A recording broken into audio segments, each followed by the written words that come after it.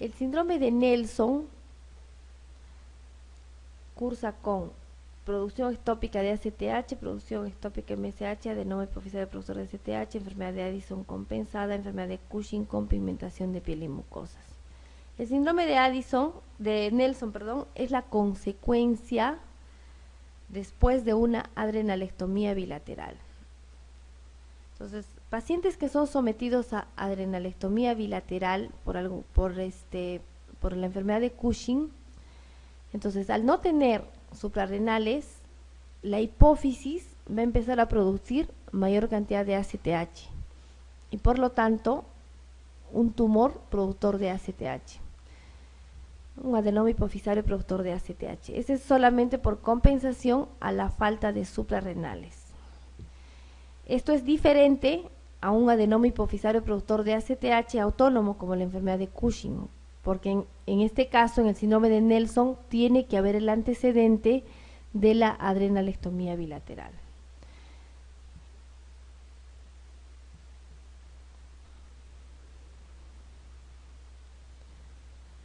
La elevación de los niveles séricos de la subunidad alfa de la TSH es propia de la TSH, así como la LH, la FSH tiene dos subunidades, la alfa y la beta. La subunidad alfa es común casi a todas y la subunidad beta es la que las diferencia. Cuando existen tumores productores de TSH, se puede producir toda la molécula completa o solamente alguna de sus subunidades. Entonces, ¿en cuál de estas situaciones la TSH es producida por un tumor? Son los tumores hipofisarios secretores de TSH. En el síndrome de resistencia selectiva de las células tirotropas hipofisarias a las hormonas tiroideas, hay un aumento de la TSH, pero completa, no hay subunidades. Igualmente sucede en todas las situaciones de hipotiroidismo primario, en la tiroiditis autoinmune, la tiroiditis Hashimoto, deficiencias enzimáticas. En cualquier situación aumenta la TSH, pero no sus subunidades. De los siguientes datos, ¿cuál no suele estar presente en un CIJAT? El CIJAT, que es el síndrome de secreción inadecuada de hormona antidiurética, se caracteriza porque los niveles de hormona antidiurética están muy elevados. Y esto va a producir hiponatremia dilucional sin aumento de volumen extracelular y sin disminución de volumen extracelular, es decir, existe una hiponatremia normovolémica. Cualquier síntoma que nos haga sospechar de hipervolemia o de hipovolemia descarta el CIJAT. Los edemas están presentes cuando hay hipervolemia. Entonces, los edemas no son parte del cuadro clínico del CIJAT. Hay hiponatremia dilucional, hay incapacidad para secretar agua libre, la secreción de renina está suprimida y la función renal es normal. Cuando vemos una hiponatremia con edemas, descartamos el CIJAT. ¿Cuál es el tumor que sintetiza con más frecuencia ADH ectópico? La hormona antidiurética entonces se puede producir en muchas situaciones, pero principalmente el carcinoma de células en avena, carcinoma bronquial, produce muchos síndromes paraneoplásicos. Puede producir ACTH, ADH, MSH, calcitonina, diferentes tipos de hormonas. Los tumores que con mayor frecuencia producen enanismo hipofisario son los. Para que se produzca un enanismo hipofisario, tiene que haber deficiencia de hormona de crecimiento durante la niñez. Entonces, ¿cuáles de estos tumores son frecuentes en la niñez? Los craneofaringiomas. Los craneofaringiomas vienen a ser tumores que se producen por residuos de la bolsa de Rathke. La bolsa de Rathke es el tejido embriológico que dará lugar a la hipófisis. Entonces, cuando hay un rezago de estas células, comienza a producirse apenas el nacimiento este tumor, los craneofaringiomas. Los craneofaringiomas vienen a ser los principales tumores hipofisarios en los niños. y crecen muy rápidamente, entonces van a comprimir a la hipófisis y van a evitar la producción de hormona de crecimiento, y esto va a generar enanismo hipofisario. Los otros tumores presentes en la hipófisis ya se dan en personas adultas. El enanismo tipo Laron cursa con... Esta es una enfermedad de herencia autosómica recesiva que se caracteriza porque el paciente no tiene receptores para hormona de crecimiento. Tiene hormona de crecimiento, pero sus receptores no están. Entonces, al no haber receptores, la hormona de crecimiento no va a actuar adecuadamente. Los receptores de la hormona de crecimiento están ubicados en el hígado. La hormona de crecimiento normalmente estimula al hígado a través de estos receptores para la producción de somatomedina o IGF-1. Entonces el IGF-1 va a aumentar gracias a la hormona de crecimiento y va a producir el crecimiento. Entonces en esta enfermedad vamos a ver que como no hay receptores, los niveles de hormona de crecimiento están ausentes, la hormona de crecimiento está elevada. ¿No? La hipófisis produce y produce, pero no hay receptores. Y el IGF-1 o somatomedina va a estar disminuido porque no tienen el estímulo. La respuesta es que es una enfermedad de herencia autosómica recesiva. La hormona de crecimiento está alta y la somatomedina está disminuida. Y no van a responder a la hormona de crecimiento, porque si no hay receptores, por mucha hormona que le demos, no responde. De las siguientes afirmaciones, ¿cuál es falsa? El tiroides es la única fuente de T4 y produce el 20% de la T3. Esto es cierto, ¿no? La hormona tiroidea que se produce en mayor porcentaje, el 80% es T4 y solo el 20% es T3. Porque el resto de la T3 deriva de la T4. Las hormonas tiroideas se unen a receptores intranucleares. Esto también es verdadero. Los receptores pueden ser intranucleares o de la membrana plasmática. Las hormonas tiroideas junto con los esteroides tienen receptores a nivel nuclear. La TRH estimula la producción de prolactina. Eso también es cierto, ya lo hemos visto. La T4 es más abundante que la T3, pero esta es 3 veces más potente que la T4. También es cierto. La hormona activa es la T3, es la que se va a unir a sus receptores intranucleares y va a producir todos sus efectos fisiológicos. La calcitonina es una hormona peptídica producida en las células foliculares tiroideas que actúa uniéndose a receptores de membrana. La calcitonina es una hormona que se produce en las células parafoliculares, no en las células foliculares. Las células parafoliculares se llaman también las células C del tejido tiroideo. Entonces la respuesta falsa es esta. Y la función de la calcitonina es ser hipocalcemiante. Es antagonista a la PTH.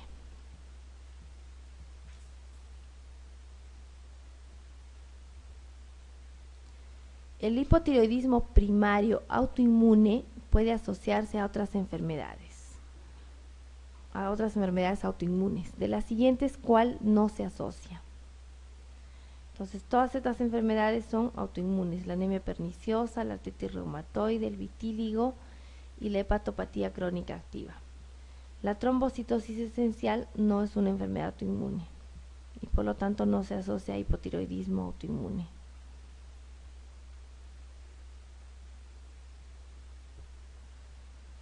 ¿Cuál de los siguientes síntomas no es producido por el hipotiroidismo en los niños?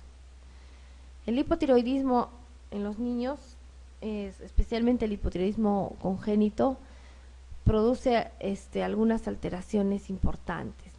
Por ejemplo, la hernia umbilical, retraso del crecimiento, retardo mental, talla baja. Y en los adolescentes, en los púberes, puede producir alteraciones en el desarrollo de la pubertad. En algunos casos puede haber retraso puberal o en otros casos puede haber pubertad precoz. Entonces, ¿cuál de estos no es producido por el hipotiroidismo? La talla alta. Todo niño con hipotiroidismo sin tratamiento es de talla baja. Entonces, cuando hacemos el estudio de talla baja, tenemos que incluir el estudio tiroideo.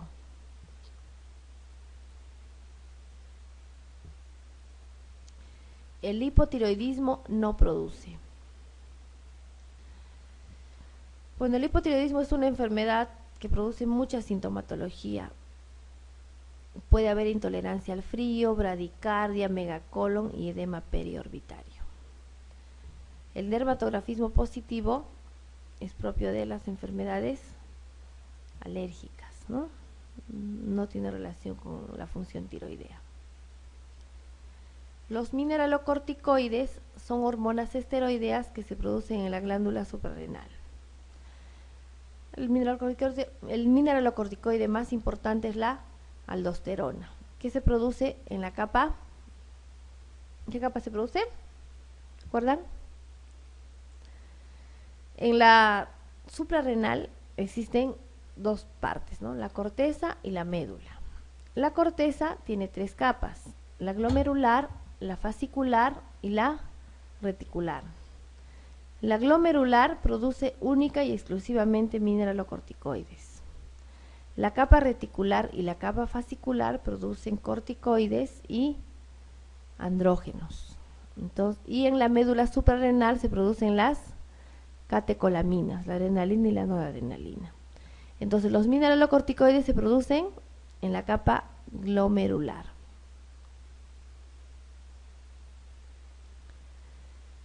La liberación de ACTH por la hipófisis no está controlada por. Entonces, todas las hormonas tienen estímulos, factores que la estimulan o las inhiben. La CRH es el péptido estimulante de la producción de ACTH. La CRH se produce en el hipotálamo y estimula a la hipófisis para la producción de ACTH. La hormona antidiurética también estimula la producción de ACTH. El cortisol plasmático también regula los niveles de ACTH, porque cuando hay mayor cortisol en sangre va a inhibir la producción de ACTH, y cuando hay menor producción de cortisol va a estimular la producción de ACTH. El ciclo sueño-vigilia también, ¿no? Tenemos el ciclo circadiano en el eje hipotálamo hipofisario suprarrenal. En las primeras horas de la mañana aumentan los niveles de ACTH y cortisol, y en las horas de la tarde y la noche van a disminuir, por eso que en la noche tenemos sueño. La renina no regula la ACTH. La renina regula el eje renina-angiotensina-aldosterona. La respuesta es esta. La causa más frecuente del síndrome de Cushing es. Entonces, el síndrome de Cushing se caracteriza clínicamente porque tiene obesidad, cara de luna llena, joroba de búfalo, hirsutismo, hipertensión, diabetes, etc. La causa más frecuente es la administración exógena de corticoides. Aquellos pacientes que utilizan corticoides por tiempos prolongados, los que tienen PTI, lupus, artritis reumatoide, etcétera, entonces suelen hacer síndrome de Cushing. La segunda causa más frecuente de síndrome de Cushing es el adenoma hipofisario secretor de ACTH.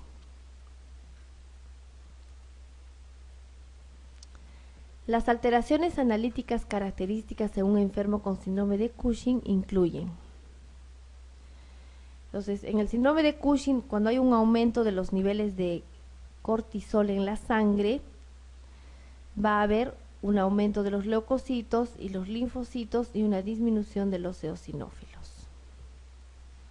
Este es un dato indirecto que nos puede hacer sospechar también síndrome de Cushing.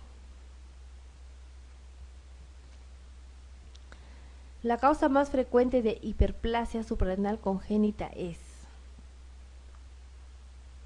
La hiperplasia suprarrenal congénita es una enfermedad que se caracteriza por la deficiencia de cortisol y aldosterona en recién nacidos, debido a la deficiencia de una de estas enzimas.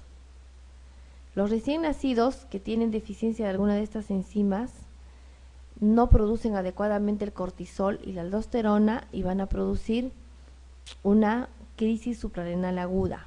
Un recién nacido comienza a vomitar, comienza a hacer hiponatremia, hipotensión, hipoglicemia y se constituye en una emergencia. ¿Y por qué se llama hiperplasia suprarrenal congénita? Porque como no hay una enzima, la suprarrenal trata de trabajar más para producir más hormona, pero no lo logra hacer por la falta de esta enzima. Y por eso se llama hiperplasia suprarrenal congénita. Además, al no haber producción de cortisol y aldosterona, hay mayor producción de andrógenos. Entonces, estos pacientes, si son mujeres, van a tener virilización de los genitales, van a tener genitales ambiguos. Y si son varones, van a tener un hipercrecimiento de los genitales externos. La causa más frecuente es la deficiencia de la 21-hidroxilasa, que es una enzima muy importante en la producción de los corticoides y la aldosterona. También puede haber deficiencia de la 11-beta, de la 3-beta, pero lo más frecuente, el 90% de los casos, es por deficiencia de la 21-hidroxilasa. Todas las siguientes hormonas aumentan la gluconeogénesis hepática, salvo. Entonces, todas las hormonas que aumentan la gluconeogénesis hepática producen hiperglicemia. Esas son las llamadas hormonas contrarreguladoras que aumentan en las situaciones de hipoglicemia. ¿Cuál de estas hormonas no aumenta la glucosa en sangre? ¿Cuál creen? La insulina. La insulina, su función es lo contrario, es hipoglicemiante. En cambio, el glucagón, la adrenalina, el cortisol, la hormona de crecimiento, son hiperglicemiantes. Cada vez que un paciente tiene hipoglicemia, inmediatamente esas hormonas se activan, estimulan al hígado para la mayor producción de glucosa, es decir, aumentan la gluconeogénesis hepática y producen hiperglicemia para compensar la hipoglicemia. En cambio, la insulina sabemos que es hipoglicemiante, por eso es que los pacientes diabéticos que tienen hiperglicemia utilizan insulina para producir disminución de los niveles de glucosa.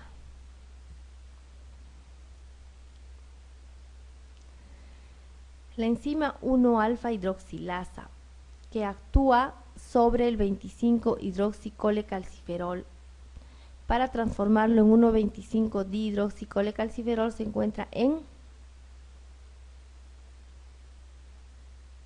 la vitamina D. Para que sea activa tiene que hidroxilarse 2 veces. Primero se hidroxila en el hígado y después se hidroxila en el riñón y se convierte en la 1,25-dihidroxicolecalciferol, que es la vitamina D activa. Entonces, esta última etapa se da gracias a una enzima llamada la 1-alfa hidroxilasa que se encuentra en el riñón. Los pacientes que tienen insuficiencia renal crónica tienen deficiencia de esta enzima. Por lo tanto, sus niveles de vitamina D3 activa están disminuida y tienen algunas consecuencias que vamos a ver luego. Entonces, esta enzima se encuentra a nivel renal.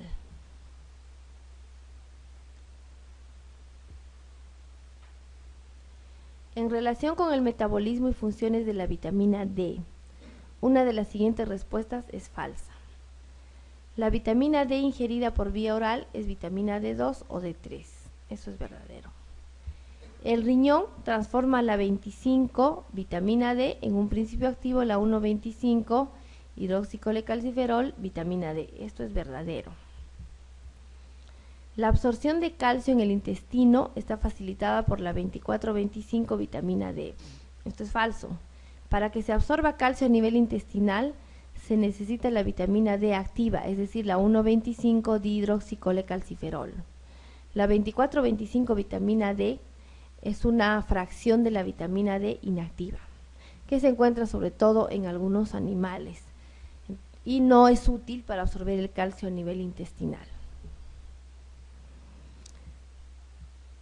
La mala absorción de grasa puede provocar deficiencia de vitamina D en áreas geográficas de latitud norte durante el invierno, eso es verdadero.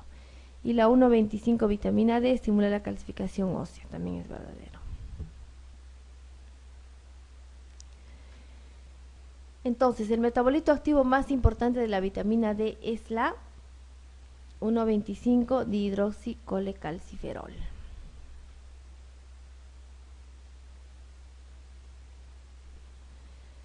De los siguientes hechos, ¿cuál sucede durante el ayuno? Se agota rápidamente las reservas de glucógeno del hígado. Aumenta la secreción de insulina por el páncreas. Los ácidos grasos del tejido adiposo son transformados en el hígado en glucosa. Los músculos suministran la mayor parte de la glucosa necesaria para la actividad del cerebro y se reduce drásticamente la concentración de glucosa en sangre. Entonces, durante el ayuno, el cerebro tiene que seguir funcionando. Entonces necesita glucosa inmediatamente, para lo cual el músculo almacena glucosa en forma de glucógeno. Entonces, durante el ayuno se va saliendo esa glucosa del músculo para aportar hacia el cerebro. Entonces, la respuesta aquí es que los músculos suministran la mayor parte de glucosa necesaria para la actividad del cerebro.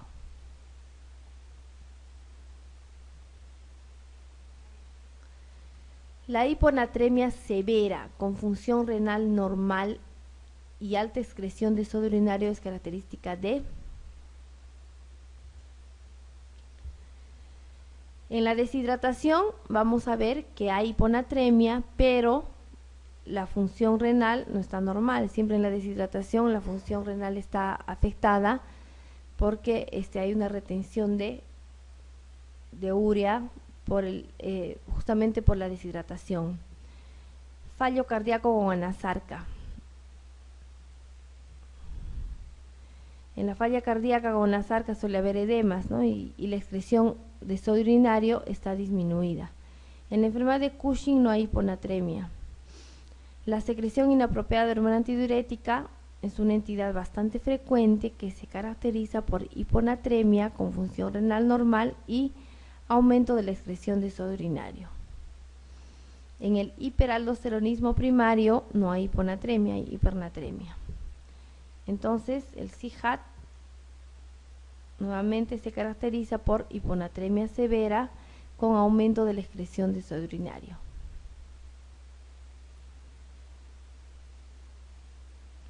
Ante un enfermo diagnosticado de hipotiroidismo primario en tratamiento con levotiroxina, ¿cuál de las siguientes determinaciones analíticas considera la más adecuada para ajustar la dosis del fármaco? Entonces, en el hipotiroidismo primario hay una falla a nivel del tejido tiroideo que no produce adecuadamente sus hormonas, la T3 y la T4. Entonces, ¿qué sucede en el hipotiroidismo primario? Los niveles de TSH aumentan. Entonces, le damos el tratamiento con levotiroxina con el objetivo de disminuir los niveles de TSH a lo normal. Entonces, cuando hacemos el seguimiento, luego ya de iniciar el tratamiento, tenemos que ver cómo está la TSH. Si la TSH baja a lo normal, quiere decir que la dosis que le he dado de levotiroxina es la adecuada. Si la TSH no baja, sigue alta, quiere decir que la dosis de levotiroxina es muy baja, entonces tengo que aumentar la dosis. Y si la TSH está demasiado baja, o sea, la he bajado mucho, quiere decir que la dosis de levotiroxina es demasiada y tengo que disminuir la dosis. En conclusión, la TSH es el examen útil para hacer el seguimiento en el tratamiento de un hipotiroidismo primario. ¿Por qué no la T3 y la T4? Porque la T3 y la T4 sabemos que en el hipotiroidismo primario están disminuidos. Entonces no son útiles para hacer el seguimiento.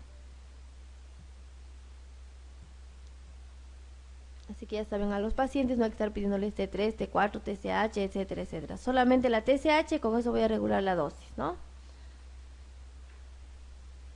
¿Cuál de los siguientes medicamentos no se suele utilizar en el tratamiento de una crisis tirotóxica? La crisis tirotóxica es una emergencia que se caracteriza porque los niveles de hormonas tiroideas están muy altos en la sangre y esto está teniendo consecuencias en el organismo. La crisis tirotóxica pues se caracteriza por taquicardia, disfunción hepática, disfunción cardíaca, aumento de la temperatura corporal, alteración del sistema nervioso. Entonces, en ese momento necesito reducir rápidamente la concentración de hormonas tiroideas en sangre. La hormona tiroidea activa, la que está produciendo toda esta alteración, es la T3, y hemos visto que la T3 es la activa. Entonces tengo que hacer algo para que los niveles de T3 estén disminuidos. Todos los medicamentos que voy a utilizar en la crisis tirotóxica deben tener la facultad de disminuir la concentración de T3. ¿Y de dónde proviene la T3? De la T4. El 80% de la T3 viene de la T4. O sea, la T4 se produce en la tiroides y en el tejido periférico se degrada y se convierte en T3. Entonces, voy a usar fármacos que inhiben esta conversión. Los fármacos que inhiben la conversión de T4 a T3 son el yodo, los contrastes yodados, el propranolol, el propiltiuracilo y la dexametasona. El atenolol, que es un beta bloqueador que también se podría utilizar para disminuir la taquicardia, no tiene esta propiedad de disminuir la concentración de T4 a T3. Entonces, preferible se utilice el propranolol porque aparte que le baja la taquicardia, los síntomas adrenérgicos, también va a disminuir esta concentración. ¿Qué circunstancia de las siguientes indica la presencia de TSH elevada en un paciente con tiroiditis de Hashimoto? Entonces, en un paciente con tiroiditis de Hashimoto que tiene TSH elevada, ¿qué significa? Presencia de un linfoma. Para hacer el diagnóstico del linfoma necesito una biopsia. Coincidencia con una enfermedad de Graves. La enfermedad de Graves se caracteriza porque la TSH está disminuida, no está alta. Necesidad de administrarle levotiroxina. Entonces, si tengo la TSH alta y tiene tiroiditis de Hashimoto, necesariamente tengo que darle levotiroxina. Presencia de anemia perniciosa. Para diagnosticar anemia perniciosa hay que hacer un hemograma por lo menos, ¿no? y una biopsia gástrica. Necesidad de tiroidectomía, tampoco, no es indicación de hacer cirugía. Entonces, esta es la respuesta. Todo paciente con tiroiditis de Hashimoto y TSH elevada, no importa el valor de TSH, hay que darle tratamiento. ¿Cuál sería el diagnóstico más probable a considerar en una enferma de 24 años? Con ligero bocio difuso, elevación de TSH 2 veces por encima de lo normal y T4 normal. Entonces estamos frente a una mujer joven que tiene bocio difuso, si toda la tiroides está crecida, aumenta la TSH, pero la T4 está normal. Cuando la TSH está aumentada y la T4 normal, se llama hipotiroidismo subclínico. Pero si tiene bocio y es una mujer joven, lo más probable es que sea una enfermedad autoinmune. Las enfermedades autoinmunes tiroideas se presentan generalmente en mujeres jóvenes. Entonces la respuesta es bocio simple. No es simple porque hay alteración hormonal. Carcinoma de tiroides. El carcinoma de tiroides tendría que hacer una biopsia. Además, el carcinoma de tiroides generalmente se presenta un nódulo único, no es un bocio difuso. La enfermedad de Graves también es autoinmune, pero la TSH está disminuida. La tiroiditis subaguda de Kervain se caracteriza porque produce dolor y inicialmente la TSH está disminuida. La tiroiditis de Hashimoto es una enfermedad autoinmune propia de mujeres jóvenes con bocio, aumento de TSH. Inicialmente la TSH aumenta y la T4 está normal, pero cuando pasa el tiempo, la TSH sigue aumentando y la T4 disminuye. Esto es la principal causa de hipotiroidismo primario.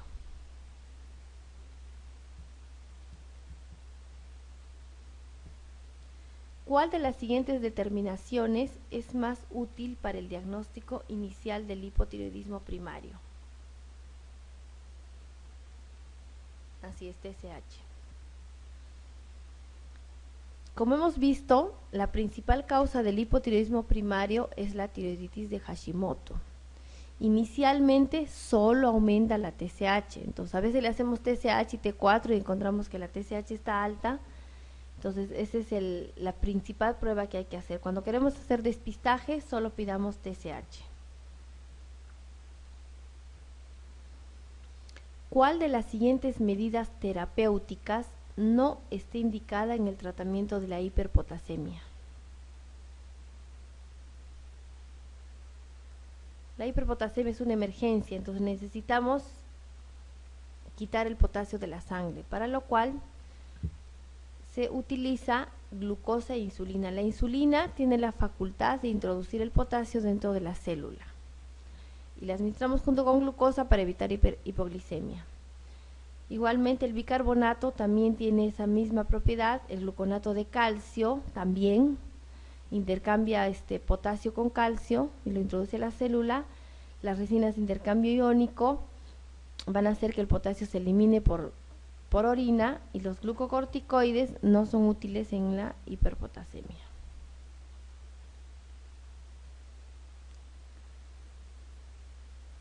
Un efecto indeseable producido por la insulina